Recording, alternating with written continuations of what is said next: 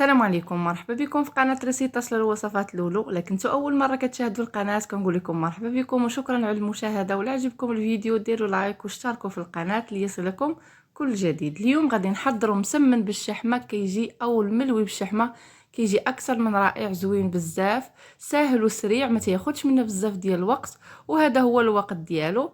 المهم نخليكم مع الصور، ندوزوا المقادير وطريقه التحضير. بسم الله على بركة الله. غادي نحتاجو القصرية أو أي إناء، غادي نوضعو فيه 700 غرام من دقيق الفورس، مع 200 غرام من الفينو، مع ملعقة من السكر، ونصف ملعقة من الخميرة الفورية أو خميرة الخبز. الخميرة لك الجو ساخن ما يمكنش لينا نستخدموها، لك الجو بارد غادي تعاوننا باش العجينة تنفخ ويجي الملوي زوين. مع الملح حسب الذوق. غادي نحاول نجمع العجينة بالماء الدافئ لان عندنا الجو بارد. المهم انا غنبدا نضيف الماء تدريجيا حتى نحصل على عجين رخو. كيف ما تلاحظوا غادي نبقى نزيد في الماء ونجمع في العجينه حتى كنسالي العجين اللي عندي. هاد الملوي كيجي اكثر من رائع، زوين بزاف. مع الطريقه اللي غادي نستخدم دابا بالشحمه، الشحمه ما تجيش باينه دايبه، ما تجيش باينه نهائيا.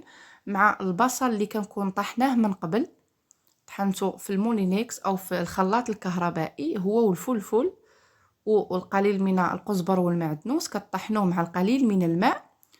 انا دابا غادي نوريكم الطريقه بالتفصيل ان شاء الله. صافي هنا غادي نبقى على هاد الطريقه حتى كنعجن العجين، نبقى ندلك فيه جيدا البنات، ضروري تدلكوه جيدا. انا راه ما صورتش معكم كلشي باش ما يجيش الفيديو طويل. غادي نوريكم الطريقه. ضروري العجينه خاصها تكون مدلوكه. الا كنتو بتستخدموه بحال دابا تعجنوها في الصباح وتخليوه حتى الغودي حتى العشيه، يمكن لكم ما يمكنش لكم تدلكوها. الا كنتم مزروبين عليها بحالي انا كيف ما دابا، غادي تحاولوا تدلكوها وتستخدموها. انا هنا كملت العجين، غادي نحطها على جنب، وغادي نجيب مقلاة غنضع فيها جوج معالق من زيت الزيتون، مع جوج حبات من البصل وحبه من الفلفل اللي قلت لكم طحنتهم من قبل، مع قليل من الكمون والابزار. وهذه هي الشحمه كيف ما تلاحظوا. لو بغيتوا الطريقه نحطها لكم كيفاش ذوبتها، نحطها نشاركها معكم. صافي كنوضع كلشي فوق النار حتى كيذوب كيف ما لاحظتوا. عاد غادي نحطها. هذا هو الشكل ديالها كيف ما تلاحظوا، حتى كتنشف نهائيا، كتشحر وكتنشف. عاد كنحطوها من بعد ما كنزيلوها من فوق النار حتى كتكون تشحرات مزيان يعني جيدا وما كيبقاش فيها الماء كيف ما تلاحظوا. غادي نوضعوا ليها ملعقه او ملعقه ونصف صغيره ديال الفلفل الاحمر، ويمكن لكم توضعوا الهريسه حسب الذوق، مع الملح، القليل من الابزار، مع القليل من الزعتر. صافي كنحاول نخلط المكونات جيدا مع بعضها ونحطها جانبا. هذا هو الشكل النهائي. نخليوها تبرد لان الجو بارد، غدا غتتبرد. صافي غادي نوضعها جانبا وندوزو للعجين. العجين من بعد ما ارتاح كيولي على هذا الشكل اللي دلكتوه البنات جيدا. شوفوا كيفاش تيولي الشكل ديالو، كيولي مطيع يعني كيف ما كتلعبي بالعجينه كيف ما بغيتي كتبقى غدا معاك. صافي هنا غادي نحاول نشكل الكرات. المهم الكرات حسب الحجم اللي حبيتو. صافي دابا غنحاول نقطع العجين وغادي نشكلو على كرات. غندهن يدي قليل من الزيت كيف ما تلاحظوا. انا هنا درتهم كبار شويه. صافي غادي نحاول نديرهم كرات شويه متوسطين في الحجم بحال هاد الطريقه، وغادي ندوزو باش نسرحوا العجين. ما كنخليوش ترتاح لان فيها الخميره، غير كان نشكلوا نقطعوا عفوا العجين على هاد الطريقه وندوزو نشكلوها. صافي هادو هما الكرات اللي كيكونوا عطاوني. غادي ندهنهم جيدا بالزيت. هذا هو الصوص باش غنخدمو، والشحمه اللي وضعت ليها القليل من الفلفل الاحمر او التحميره كيف ما تنقولوا. صافي غادي ندهن سطح العمل بالقليل من الزيت، وغنبدا نشكل في اول كره اللي كنت خدمت. اول كره هي اللي غادي نبدا نسرح فيها. كيف ما تلاحظوا العجين يعني كيجي رائع ومطيع، فيما كتحطي يدك كيمشي. الا كان مدلوك جيدا هذه هي النتيجه اللي كيعطينا. دابا غنبقى على هذا الحال غادي نبقى نسرح في العجين كيف ما لاحظتوا حتى كيولي سطح العمل يبان. كنحاولوا نسرحوه غير بشويه، وكان نسرحوا من الوسط ونخرجوا الجوانب، من الوسط ونخرجوا الجوانب. صافي هنا كندهن بالصوص اللي عندي، البصل والفلفل ومع العطريه. كنحاول نسرحو كيف ما لاحظتوا راه ما كيجيش باين بحال دابا بالنسبه للاطفال اللي ما تيبغوش ياكلوا الشحمه او كتزعجهم هكا تتبقى طريفات، ولا البصل. هاد الطريقه رائعه رائعه جدا، ما غاديش يحسوا به كاع نهائيا، والمذاق ديالها كيكون زوين. هاد الشحمه اللي استخدمت ديال الكلوه كيف ما تنقولوا. صافي شديتها دوبتها درتها في كوكوس مع القليل من الماء ودوبتها وطحنتها في الاخر وصفيتها. هنا غادي نطوي الملويه كيف ما تلاحظوا على شكل مسمنه كيف ما تنديروا المسمن. غادي نسرح على شكل طولي وغادي نبقى نقرص فيها. نوضع القليل من الزيت والقليل من الشحمه اللي دايبه مع القليل من الفلفل الاحمر. صافي وكنجمعها على هذه الطريقه كيف ما لاحظتوا.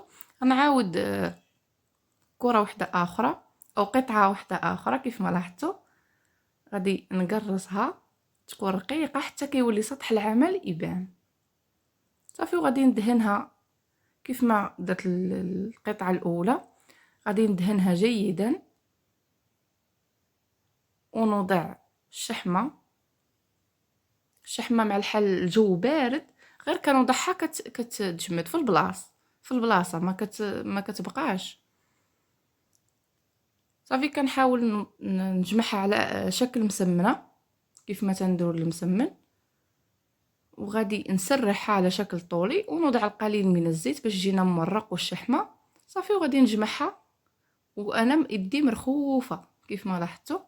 صافي غنبقى على هاد الطريقه حتى كنكمل كاع القطع اللي عندي هما هادو. وغادي نبدا دابا نخبز. غادي نوضع المقلاة على نار متوسطه حتى تسخن وغادي نبدا في التقراص. اول وحده خدمناها هي اللي باش غادي نبداو. كنبداو نقرصوا من الوسط ونخرجوا الجوانب كيف ما لاحظتوا، من الوسط ونخرجوا الجوانب. المهم ما تخليوش يبقى غليظ، حاولوا تقرصوه شويه. صافي غنبقى على هاد الطريقه حتى كنقرصها جيدا. انا غنوريكم السمك ديالها كيفاش شحال غيبقى. صراحه ما تنبغيش يجي غليظ، زعما عليا يكون شويه رقيق. صافي هذا هو السمك اللي كنحتاجو كيف ما لاحظتوا. هنا المقلاة غتكون سخنات، غنوضع فيها القليل من الزيت ونبدا بالخبيز. صافي كنوضع اول وحده كيف ما لاحظتوا مع المقلاة تكون سخونه. النار البنات تكون متوسطه، ما تكونش مجهده وما تكونش ناقصه بزاف باش ما يطيبش لينا دغا ويبقى من الداخل معجن. كنحاولوا اننا نقلبوه، ما نخليوهش حتى يطيب كامل من التحت. كنحاولوا دغا نقلبوه وكتبقاو تحركوا فيه شويه بشويه باش كيطيب كامل وكيتنفخ. عرفتي تيجي اكثر من رائع. هو راه خاصو يتكال وهو سخون مع واحد البريريد ديالها تاي غيجي يا سلام. صافي غادي نحاول نبقى هكا نضغط على الجوانب باش يطيب كامل. هذا هو الشكل كيف ما شفتوا كيفاش تيجي بنين وسهل سهل، يعني ما فيش بزاف ديال التماره، دغا تيتوجد. مع الطريقه ديال الشحمه كيف ما شفتوا دايبه بهذيك الطريقه ما تتحسش بها نهائيا واش فيه الشحمه. ما تتبقاش تغزغز هكا كيف ما تنقولوا في ملي كتبدا تاكل فيه. كيجي زوين بزاف. غير جربوه وردوا عليا الخبر في لي كومونتير كي جاتكم الوصفه. مع الطريقه ديال الفلفله والبصله مطحونين حتى هما ما تيجيوش باينين. انا وريتكم البنات كيفاش تيجي. انا نوضع وحده اخرى اللي كنكون قرصتها من قبل. صافي غنبقى البنات على هاد الطريقه حتى كنكمل كاع العجين اللي عندي. نتمنى نكون شرحت لكم كلشي مزيان. صافي غنبقى ندور فيه مع المقله عندي شويه كبيره. غنبقى ندور فيه كيف ما لاحظتوا